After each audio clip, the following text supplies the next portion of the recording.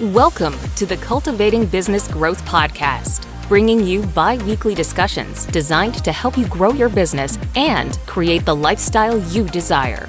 Elevate your business with proven strategies from virtual CFOs, CPAs, and business advisors. We discuss real-world challenges solved with actionable steps that get you the results you need both in business and building the life you deserve.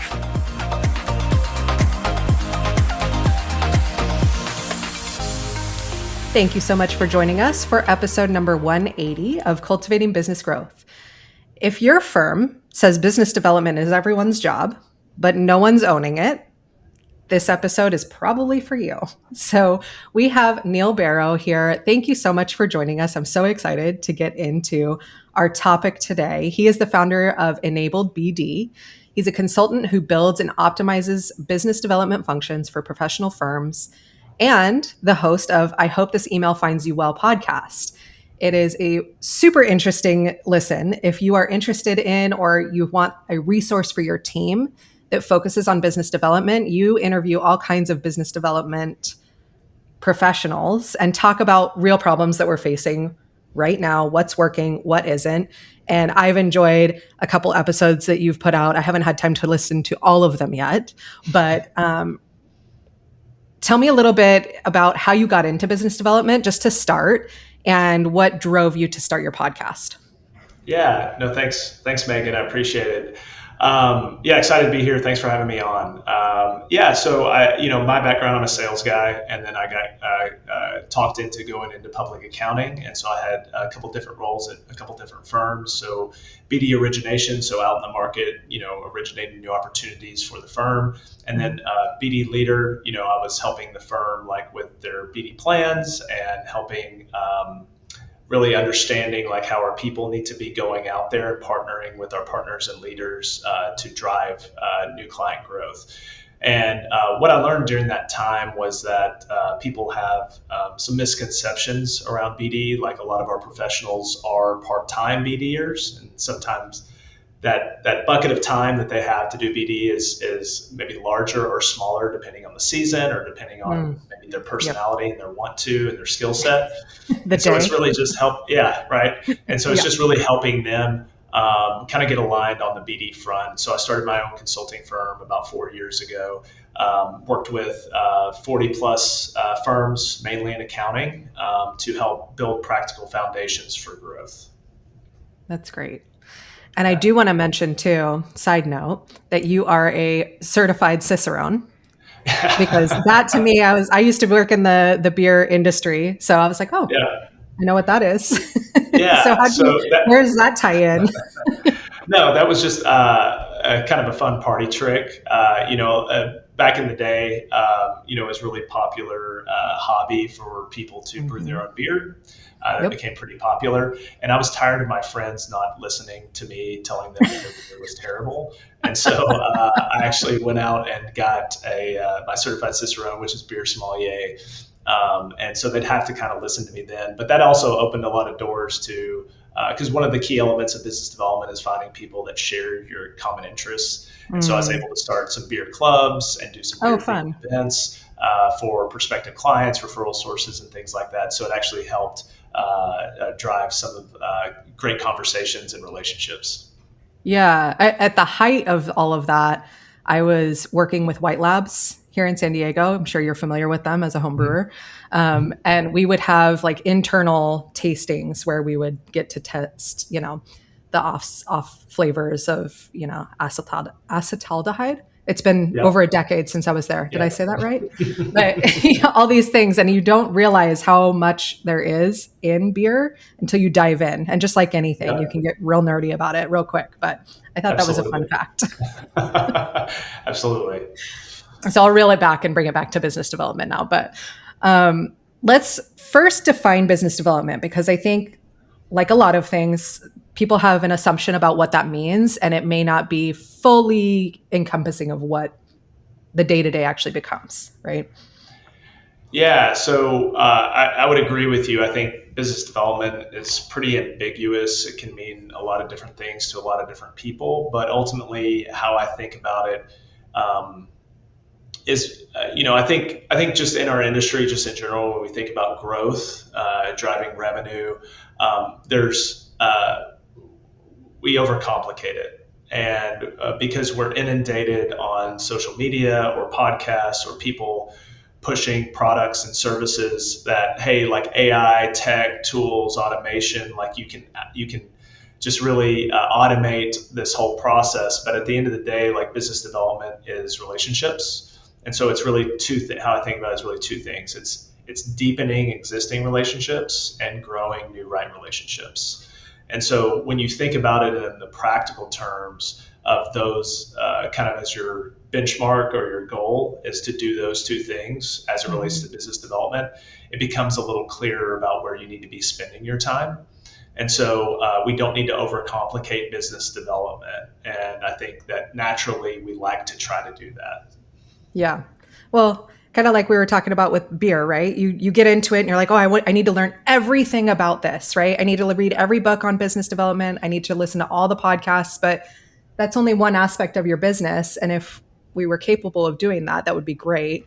But that's where a consultant like you comes in. And because you have that background and you have been doing this for decades, you're able to come in and simplify it for us and say, oh, okay, well, what's the best use of your time? Yes, you can get into the weeds and all these things. And yes, these are all great. However, for you right now, this is what matters. Yeah, it's ultimately what I do is help what you said, simplify it. It's around focus, our time. Like we don't need to do a bunch of different things. We don't necessarily have to, but it's really thinking about strengthening the foundations of business development that you can build upon and add all of those things because there's unlimited things that you can do for business development activities, spend, tech, tools. Like you can do all of these great things, but unless you have a really strong foundation, it's really tough to build upon. Yeah. And another one of the things that I've heard you say in your podcast and throughout interviews is that business development isn't a soft skill and that there's systems involved in this. So I think that ties into kind of the simplification maybe of that and focusing on relationships. But how do you frame that for business owners in a way that's digestible? Yeah, so that's one of my many taglines is business development is not a soft skill because we look at it as a personality trait. Sometimes it's like we think about you're good with people. The great business developers. We say, oh, that's just how they are. They know how to work a room. It comes naturally, and that's rainmakers. They're the rainmaker, right? But that's simply not the case because they didn't start out like that. Yes, they might have had some natural tendencies to like to do the activities that relate to business development, but they didn't start naturally in a place where you see them today. And so I think it's developing those skill sets. So it's really equating it kind of like going to the gym, right? It's like you're developing the muscle memory that will help you integrate the BD activities into your work. And like what we're not necessarily when we start out with anything new, like one of the stories that I tell is I wanted to get better at posting on LinkedIn, but I didn't know where to start. I thought it was kind of cringy and eye-rolly, like I had to kind of get out of my own head around this, right? And so there was some head trash that I had associated with wanting to do a valuable activity that I knew would be good for me. Did you just call it head trash? Head trash, yes. I like that. I've never heard that term. Trash. Yeah, we all have head trash associated with getting in our own way, like making it internal instead of like a valuable activity around what it actually is. And so how I did that is James Clear talks about habit stacking a lot, right? So and so it's easy to start a habit when you connect it with an existing habit that you already have. And so one of the things that I did was instead of getting into the office, I usually have a Kirkland cold brew can, and then I usually read articles to start my day. So catching up on news and what's going on locally specifically, and then around our industry. But instead of doing that, I would replace that habit with writing on LinkedIn. And so I would come into the office and the first thing that I would do would be to reflect on the conversations that I had in the past week. And then I started out just wanting to write once a week. So it was on my calendar it was stacked with a habit that I already had. And then I would starting to get in the rhythm. And then once I built that muscle, then it just became over time, part of how I approach my work. And so it became a part of what I do. And so people say, wow, Neil, you're on LinkedIn all the time. Well, I didn't start 18 months ago like that, right? I had to build up to that. So I always tell that story because it's not a soft skill. Like, it's not something that I was just naturally good at or had the personality to do. I had to actually work at it and be consistent. And now it's just a part of my working rhythm. And so that's what you see as these rainmakers. It's just part of, like, oh, that person's just a great connector. Well, they just learned how to be a great connector, and it's in their brain, and it's part of their working rhythm now. Right. Yeah. I like that, the tie-in to habits, because it is, a lot of people just look at it like, oh, that's just, you were born that way. Yes. And there's no way. It's that head trash. I like that term. It's what the stories that we tell ourselves of who we are, and oh, I'm just not good at that. Yes, but correct.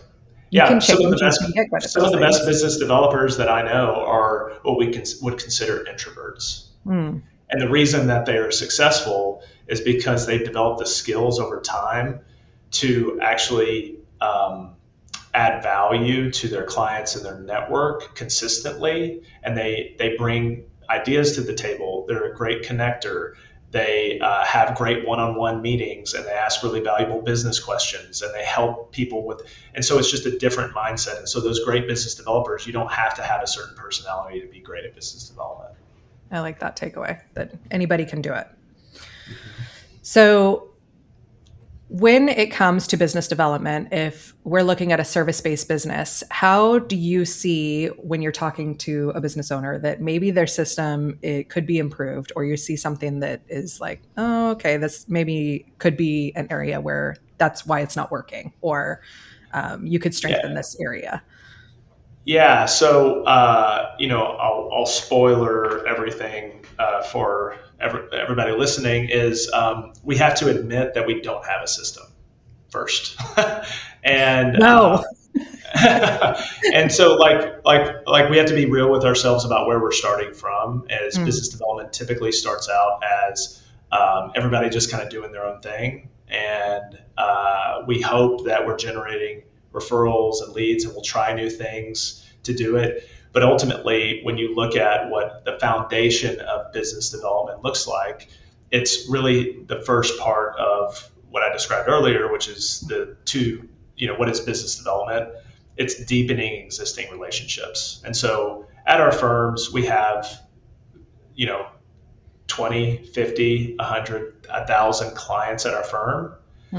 But how are we developing our relationships with those clients? Because we know this to be true at professional service firms. Where does our new clients come from? Referrals, right? Yeah. And out of those referrals, who is doing the most referring out of our network? It's really current and happy clients. Right. And so those are the ones that are doing word of mouth and referrals. But we're not necessarily as intentional as we could be about deepening those relationships and adding value to those clients. And so if we can be intentional about that, that's like the perfect foundation for business development, is generating those conversations that matter with them. And then once you kind of expand out of that circle of clients, then it's, okay, well, who outside of clients has referred us business? And every time we do this exercise with firms, we identify people that have referred us a great client that we haven't talked to in 6, 12, 18, 24 months. Well, how can we be more intentional about deepening those relationships, or making it easy for them to help us since they've already seen value there? Right. And so again, it's not necessarily our mind goes, when we think about growth, is to external and new. We've got to go get more. It's like, well, why don't we take the first step and make sure that we're doing the most with what we already have in our network?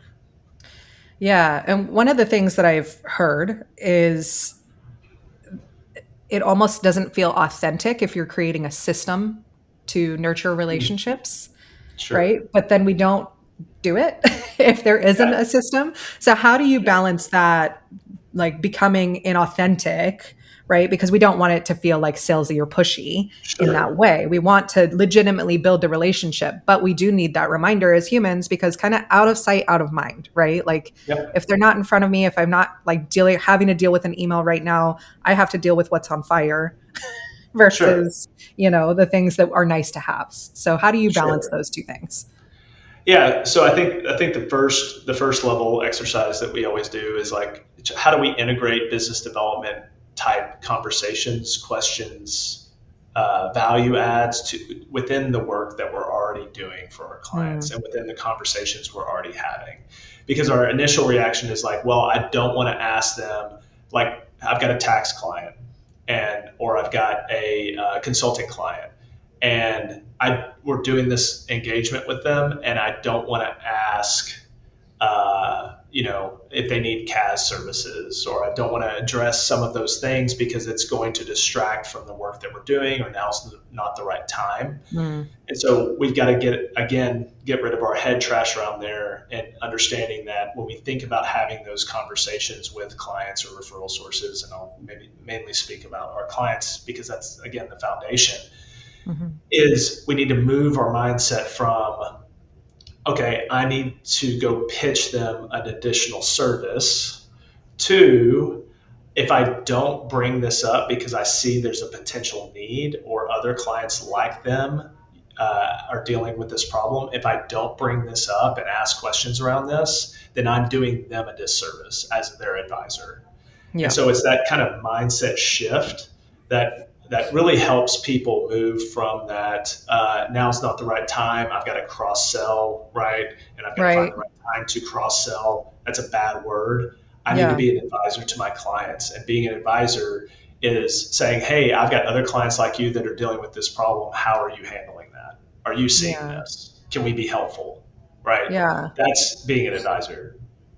I like that because a lot of times I think it becomes like, oh, okay, I need to systematize that. That means that I need to create this business development conversation and I need to schedule it once a quarter or, Right. like it becomes like this Yeah. separate thing that Yeah. now I have to tackle. And we're just meeting about, do you have any people that you could refer to me? Or instead of Sure. integrating that into and coming from, Yeah. it feels more authentic that way for you and for the client, right? Because you're Yep. able to identify that within the call and weave it in from a place of service rather than this is about you giving me leads. This is about cross selling. This Sure. is like all these Yeah. terms that we've learned in sales that make it Yeah. feel, ugh. Yeah. And again, we're not salespeople, nor do we want to be. And so Yeah. I think it's just really how do we help folks? Like if you need it, like the system is, and again, what I help firms do is help their book of business owners understand what their clients look like, not from necessarily a delivery standpoint, like the work that Mhm. I've got to do, but from a relationship standpoint. Right? So how strong are our relationships? So can we create retention? Right? Can Mhm. we help them with other problems? Can we generate happy clients that will refer us? Like, and Mhm. again, we're going to talk about a lot of things, and we've already talked a lot about some tips on this. Mhm. But it's again, I say this a lot, which is if you're not going to, if asking your client for a referral gives you hives, then don't do it Yeah. because you're not going to do it. So just don't, right? So what Yeah. else can you do? And so one of those things is, again, building those habits where it becomes part of your work is when I see an article, when I see something interesting, it's in my brain where I stop down if it'll take me less than 1 minute to copy that link to that article and I send it to three names that I thought of. Like Mm. that's business development. Hey, thought of Yeah. you, right? And so we've got to develop that rhythm somehow. And we start with whatever's going to create the least friction for us to take action on. Because we can give you all these ideas, but if you're not going to take action on it, then it doesn't matter. So what Right. will you take action on, or what are you wanting to do, or how are you wanting your clients to feel or your network to feel? What is your goal? And so how do we help integrate that into your work? Okay. So I know you mentioned integrating those conversations throughout serving your clients. What are the other things that you've either helped clients with or that you've seen that create a well-built business development function? within a Yeah. service-based business? So I think so. We have our individuals that are needing to go have those conversations and generate the conversations, but then we need the firm to help support our people to go do that. And so, Hmm. I think it's a combination of two things. I think it's structure and culture. And to be honest with you, I'm not convinced either is better than the other. But when you combine them, that's when the magic really happens and we actually start seeing results. Because I've had firms that have had great cultures around growth and business development and being an advisor, but no like actual structure to doing it. But they just talked about it a lot and it was part of their conversation every day, right, with Okay. the Yeah. leadership. And then I've had other firms that have had structure and accountability around it, which helps lead to generating the culture that you want. And so I think about business development from a firm level is we've got to know, like, we've got to help create focus around what we want. So some firms, a lot of my conversations start with, hey, Neil, we want to hire BD, Hmm. right? Hey, Neil, like, we need more leads, Hmm. right? So like those are really the two main things that start the conversation. But then my questions are, well, how many leads are you currently getting? Hmm. Do you know that? Do you know where your business is coming from today?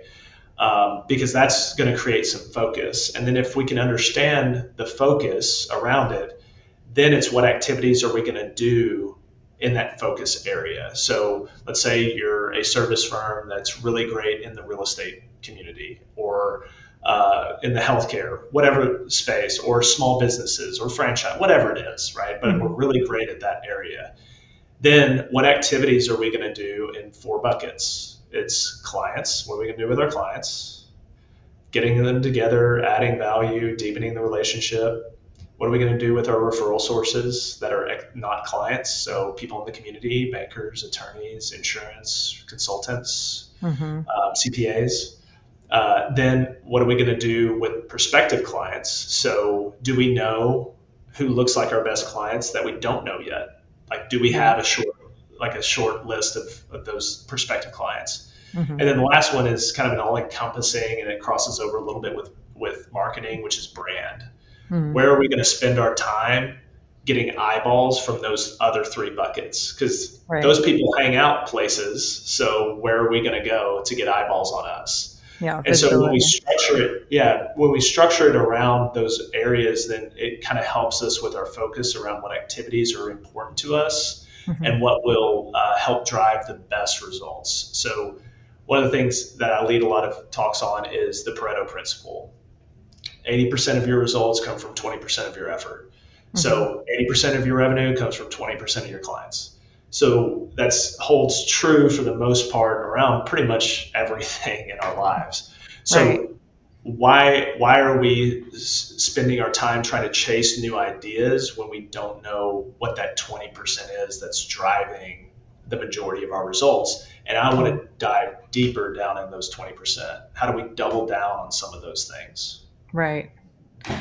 So, in looking at that, how do you help people choose if they need to hire an external business development person to help drive those results? Or if somebody internally can help manage that? Like, can you help kind of analyze the team and see if that's something that they could do on their own or that you could help them with? Or, Yeah. So again, there's no stopping like how many choices that you have in getting help growing your business, right? There's a Mhm. lot of things that you could choose to do, but ultimately, when you think about business development, what I help firms do is clarify their plan and then get them going on executing that internally. And so when you think of backing up, when you think about business development, there's two paths to BD. There's origination, where I hire Neil to go generate clients for our firm. And Mhm. there's enablement, which is I hire Neil to help our people go generate new business. Mhm. And I want early or stage firms that don't have an external business developer, or maybe even if they do, to think about that enablement function where it's like, how do we help our people go generate conversations that matter? How do we Yeah. help connect some dots? How do we help get organized so that they're not spinning their wheels, having to think about a lot of this stuff. And when you think about that enablement side, it's really centered around understanding, again, our data. A lot of times I'm going into firms, they don't have a CRM, which is like, that's cool, right? Whatever. But I'm usually pulling from project management, right? Or billing software. Right. Here's the clients. And then can we get organized around what our clients look like to then provide the basic function for our people to have a starting point about who they need to be intentional about. Hey, when I'm thinking about business development, here's my clients, here's my short referral source list, and this is what I'm going to manage intentionally these relationships this year because they're most valuable to me. And quite frankly, when we do that exercise, there's a relief because, okay, well, you're not asking me to go to a happy hour to talk to people that I don't know that I'll never see again. A networking event, yeah. And I'd appreciate that, right? Now, I'm not saying that doesn't need to be part of your balanced diet is growing new relationships, but we can grow new relationships and get introductions from our current relationships if we're intentional about it. And so when you think about what the firm structures look like, it's how do you help create the what we're going to actually commit to doing and have our people do because they know they need to do it anyway, but how do we support them? Yeah. Okay. So we always like to kind of start wrapping up our episodes with some intentional things that business developers can do this week or maybe over the next couple of weeks to help that function within their business. If there's one thing that you would recommend taking a look at, maybe it's data, maybe it's what we already talked about, but maybe if they have that, what is one thing that you would recommend to start strengthening that muscle? Yeah, so it would be, if you haven't taken a look at your client data and tiered them out and understand what's a great client and could be a great client and then what is a pain, right? Yeah.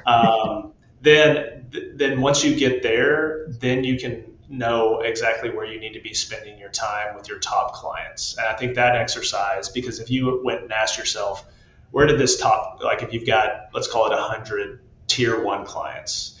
And when I say tier one, it's like what quantitative and qualitative qualities do they have that make them a tier one? So some of that would be revenue. Some of it would be realization or margin. Some of it would be, we love this particular problem that we're solving for them. And then quantitative is more, they pay their bills on time. We like their team. We share values. They look at us like a trusted advisor. So they call us when they need something. So like, how do you tier out these clients and put, now we've got 100. So when you think about where our time is best spent, what are we going to do with these 100 clients for our firm this year?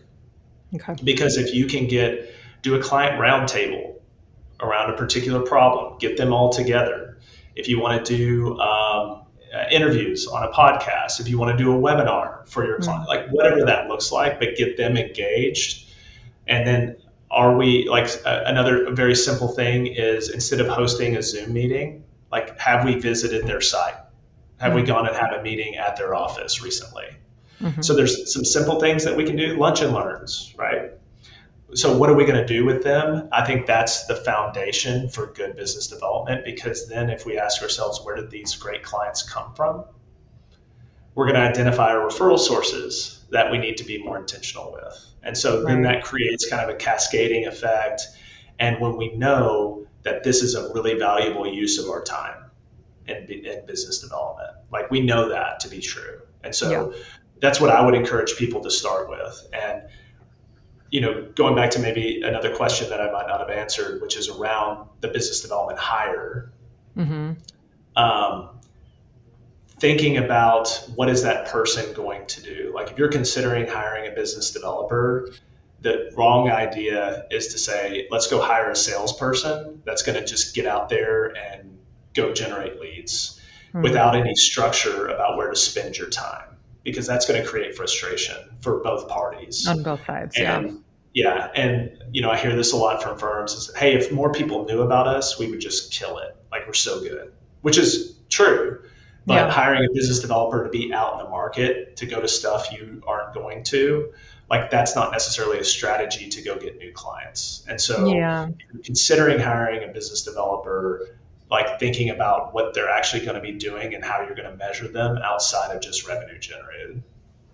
I think that's definitely true too for more technical industries as well, because the business developer isn't going to be able to have those knowledgeable conversations about taxes or, like to give the higher knowledge that someone would need to see to prove the trustworthiness of your firm or, so I think that it gets too far removed down the line that the expectation of what the salesperson is going to be able to do is a little higher, I think, on the owner side than what's realistic. No, almost every time that I have this conversation. And the reason is because the difference between sales and business development is sales, I can take it full cycle. Mm-hmm. I've got a product to sell. I know the product. I know what problems they solve. My job is to go get meetings with people that have this problem and show them the product and then sell it. Right? Yep. And be done. I can go full cycle to onboarding. Right. Business development is a team sport. Yep. So I can go generate an opportunity, but then I have to bring in the people who are doing the work to help move the opportunity forward. And that's just a different level of expectations around what that looks like. What is success? Definitely. But I think it ends up being a more collaborative approach and probably a better experience for the client to have that more full circle experience than it is, but it also creates depending challenges. On the thing. It also creates challenges. Like for me, if I'm selling more of a product like a quality of earnings or a report or a deliverable of some kind where you need it done and accurate, the level of teammate involvement in the sales cycle might be lower, right? Yeah. But if I'm pitching you a new tax relationship or a new attorney relationship or a consultant that's going to help you, they're going to want to talk to that person. And so it's more of a quarterback situation than it is with how do we go generate revenue that's going to close? Because, just asking a question, is it fair to compensate a business developer on closed deals if they have less outcome less control over the outcome? Right.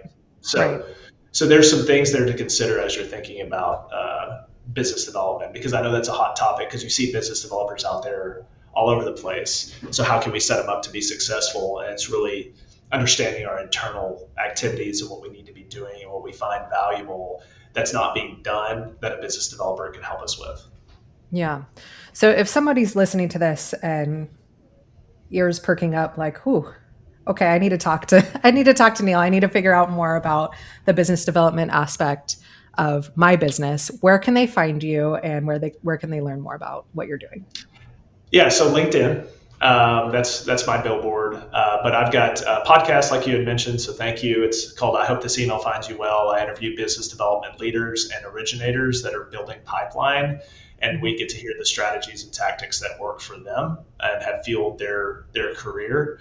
And so it's been really interesting to hear what comes out of it. But the main theme is strong relationships. The other one is I have a monthly newsletter that comes out with a business development tip of the month with resources, usually some sort of worksheet to think about it. I've got the new one that's coming out is really centered around really this conversation. It's like less but better. Is how do we do less, but we do everything better around business development and really reflecting on what we're doing and where our clients are coming from and what's working. It's the 80-20 rule. And so how do we actually dive in deeper into that, what's working than what's not? Nice. Yeah. And that newsletter is great too, because I remember the last month I forwarded to the partners here at Willow because I was like, you guys have to read this. It's got some really good stuff in it. Yeah. Yes. That's one that doesn't get talked about a lot. Is like what bottlenecks are we creating? Can we win more of the opportunities that we're getting by removing some of the bottlenecks that we're putting on to our clients or future right. clients? Unintentionally, but you realize, we need to take a look at this. Yep. Yes, unintentionally. Well, thank you again so much, Neil. It's been a pleasure having you on. I'm sure we could talk about this all day, and we'll probably have you back at the end of the year so we can have a continued discussion for business development. But I really appreciate your time, and thank you for sharing your knowledge with our audience here. Awesome. Thank you, Megan. It was fun. Yeah. All right, everyone, keep that momentum going, and we will see you next time.